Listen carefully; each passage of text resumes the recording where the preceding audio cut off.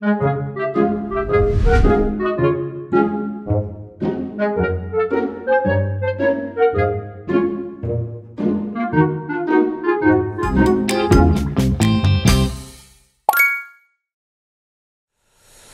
오늘은 메가키일의 입찰 진행 순서를 이제 알아보겠습니다.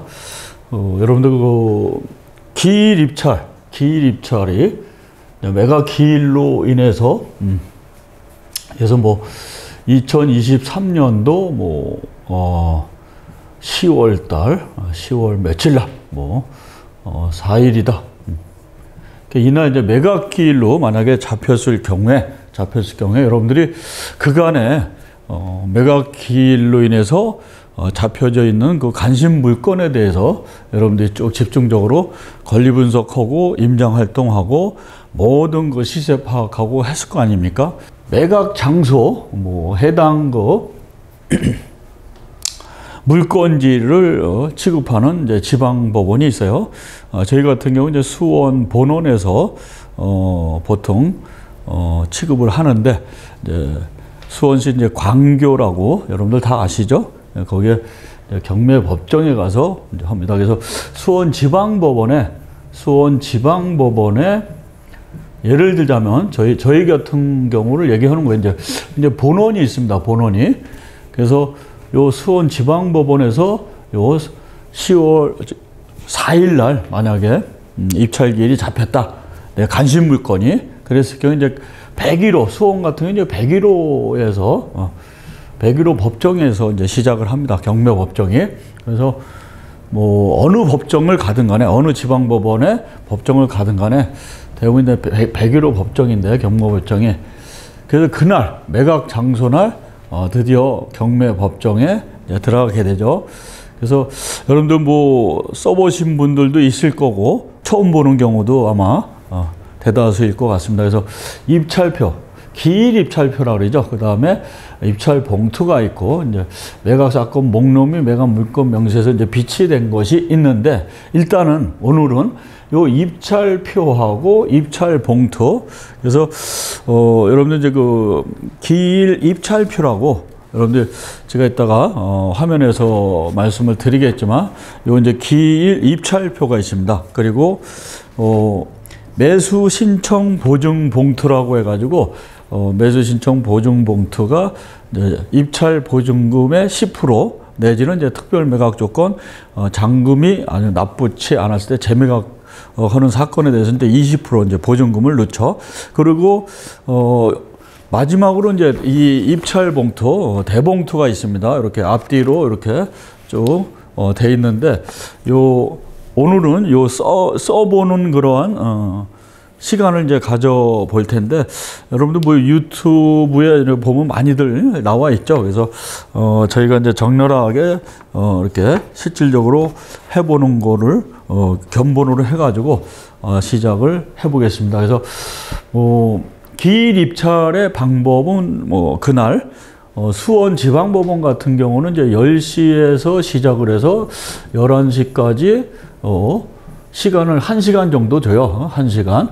그래서 1시간 준 다음에 이제 그 마감을 하는데, 그래서 이제 동시 매각의 이제 원칙으로 인해서 사실 개별 매각과 일괄 매각이 있다. 그래서 민사재판법은 이제 개별 매각을 원칙으로 한다. 이 얘기는 뭐냐면은 집합 건물에 있어서는 이제 토지하고 건물을 별개로 해가지고 이렇게 따로 분리해서 매각할 수가 없지 않습니까? 그런 경우는 이제 일괄 매각으로 하지만은 원칙적으로는 민사재판법에서 이제 개별 매각으로 각각의 물건 하나하나씩 이렇게 사건 번호를 부여시켜 가지고 진행하는 게 이제 맞다는 얘기죠.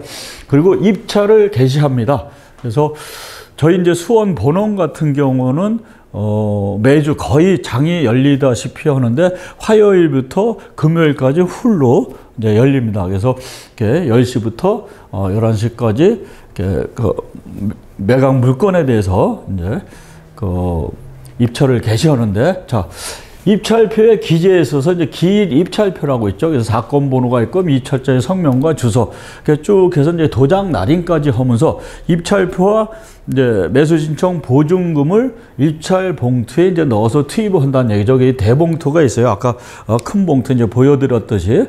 그리고 나서 입찰을 이제 종결을 하죠. 그래서 입찰을 마감한 다음에 그 다음에 드디어 한 10분 정도 각 사건별로 이렇게 해서 집행과에 나가지고 개찰을 합니다. 다 분류해가지고 뭐 많게는 뭐 20, 30건도 20, 30명이 동시에 입찰을 응해가지고 이제 경쟁이 센 것도 있고 심지어는 뭐 유찰이 되는 것도 상당수가 있죠. 그리고 그 중에 이제 최고가 매수 신고인이 또 결정이 되고 차수지 매수 신고인을 또 결정하게 되고 매각기일의 종결을 이제 고지를 하죠. 그리고 매수 신청 보증금 반환을 합니다. 이건 이제 폐찰자에 한해서 하죠. 그래서 우리가 보통 뭐 용어는 입찰이다, 그 다음에 응찰이다, 그 다음에 입찰에서 이제 최고가 매수인으로 당첨이 된 거죠. 낙찰자라고 하죠. 그 다음에 뭐 떨어지신 분들 폐찰자라고 그러죠. 폐찰자. 떨어지신 분은 이제 폐찰자로 해서 그 즉시 이제 보증금을 반환하게 됩니다. 오늘은 이제 이렇게 입찰 매각기일 날 입찰하는 그 방법에 대해서 한번 실질적으로 한번 써보는 시간을 이제 갖도록 하겠습니다. 자, 처음에는 여러분들이 이렇게 보시다시피 입찰, 이제 기일 입찰표 해가지고 아까 이제 보여드렸듯이 이렇게 어느 그 지방법원이든 간에 이렇게 똑같습니다. 그 법원에서 이제 매뉴얼식으로 나와가지고 뒤에는 이렇게 위임장이 표시가 되어 있고 앞에는 이렇게 기일 입찰표가 이렇게 있습니다. 그 똑같이 제가 컴퓨터에 내장을 해가지고 이렇게 스캔을 떠가지고 여러분들과 같이 함께 한번 시간을 갖도록 하겠습니다. 자, 기일 입찰표에 이제 수원지방법원에 이제 본원에서 이제 하는 건데, 예를 들어서 뭐 서울지방법원이면 이제 서울지방법원에서 집행관이 하겠죠. 똑같은 이제 매뉴얼 양식이니까 뭐 춘천지방법원에 뭐 강릉지원이든 어디든 간에 뭐 이건 법원에서 정한 그러한 매뉴얼 표기 때문에 똑같다고 보면 됩니다. 그래서 입찰 기일날 그 날짜를 이제 써야 되는 거. 그 다음에 사건 번호가, 이제 요거는, 연도를 표시하죠. 뭐, 예를 들어서, 연도를 표시하면, 지금 뭐, 2023, 그 다음에 1234호다, 뭐, 5호다, 이렇게 해서 요걸 표시합니다. 물건 번호가 있을 경우에는 물건 번호를 써야 되는 거고, 물건 번호가 없을 경우는 안 쓰면 됩니다. 그거 공란으로 놔두면 되고, 그리고 이제 본인의 입찰자일 경우 이제 본인의 치중을 해야죠. 그래서 입찰자가 대리인으로 해서 본인 대리로 해가지고 쓰는 경우가 있는데, 오늘은 요 본인에 의해서 한번 써보는 방법을 하겠습니다. 그래서 요 홍길동 이렇게 쓰고, 그 다음에 전화번호는 이제 각자 본인들의 그 핸드폰을 기재하면 되겠죠. 그리고 주민등록번호 없는 분들이 없죠. 다 이것도 쓰면 되고, 법인에 속하지 않고 상법상 뭐 회사가 아닐 경우는 요건 뭐 생략을 하면 됩니다. 그래서 요건 안 쓰면 되고, 자, 도로명 주소, 보통 다 집에 거주하시잖아요. 그러면 그 도로명 주소를 이렇게 자세하게 쓰게 되는 거죠. 그래서 요 대리인은 본인이 직접 쓰는 경우에는 요거는 무시를 하면 돼요. 쓸 필요가 없는 겁니다. 자, 제일 중요한 게 보증 금액하고 입찰 가액이 이렇게 표시가 되어 있습니다. 보증 금액은 그날 감정가에서 유찰이 돼가지고 이제 수원 본원 같은 경우는 30% 이제 그 저감률로 해가지고 만약에 5억짜리가 한번 떨어지면은 3억 5천에 출발을 해요. 그래서 그 내가 매각 기일날 가는 그 최저 매각 가격 3억 5천에 대해서 10%를 쓰는 거예요. 5억에 대해서 감정가에서 10%를 쓰는 게 아니라 3억 5천, 이제 5억짜리가 30% 떨어져서 1억 5천 떨어진 상황에 3억 5천이니까 3억 5천에 대해서 10%를 쓰면 돼요. 그래서 3,500이지 않습니까? 그 1,000만 단위에 3을 쓰고 되고 100만 단위에 500을 쓰고 그 다음에 000 이렇게 쓰면 끝나는 겁니다. 자, 최고 중요한 게 이제 입찰 가격인데 자기가 쓰고자 하는 가격입니다. 만약에 뭐 5억짜리가 3억 5천에 나왔으니까 적정한 가격이 내가 입찰을 쓸 수 있는 요 A라는 물건에 대해서 쓰고자 하는 금액이 만약에 뭐 5억짜리가 비싸니까 이제 한번 떨어져서 3억 5천으로 내려갔으면 얘가 제가 봤을 때는 요거 한 4억 2천 정도 간다 생각을 했을 때 이렇게 억 단위는 억을 써주고 이렇게 해야 됩니다. 그래서 만약에 이제 4억 2천에 이렇게 입찰 보증금을 쓰고 그리고 보증의 제공 방법의 현금, 요새는 이제 보증 요걸 거의 다 안 받습니다. 그래서 요거는 거의 없다시피 하고 여기 현금이나 자기압수표, 대부분이 요 보증금 요 3,500에 대해서 자기압수표 한 장을 끊는 게 원래 원칙이죠. 이렇게 이제 보증의 제공 방법에 현금이나 자기압수표 하고 그리고 요 본인에 대해서 쓰면 됩니다. 홍길동 해가지고 반드시 여기 날인을 해야 되죠. 어디는 뭐 사인해가지고 뭐 통용이 된다는데 제가 볼 때는 직인을 막도장이 됐든 뭐 인감도장이 됐든 뭐 상관이 없습니다. 그래서 요 막도장을 찍는 것이 이제 좋다라고 봅니다. 그래서 또 여기에서 항상 중요한 것은 그런 거 이제 왕왕 봐요.